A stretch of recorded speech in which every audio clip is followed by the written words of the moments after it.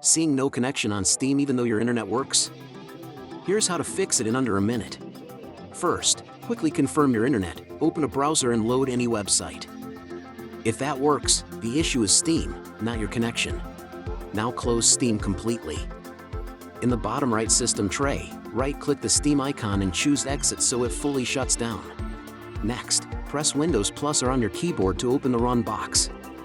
Type CMD, then press Enter to open Command Prompt. In Command Prompt, type IP protocol configuration /flushtons, then hit Enter. This clears your DNS cache. When it finishes, you can close Command Prompt. That's the network cache reset done. Now restart Steam. Double-click the Steam icon on your desktop or Start menu and let it reconnect. If it still says no connection, click the Steam menu at the top left, then go to Settings or Preferences. Under Network or In-Game, turn off any Steam-specific proxy settings. Steam should use your system's normal connection.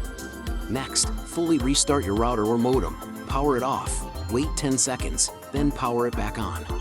Once your internet is back, try Steam again.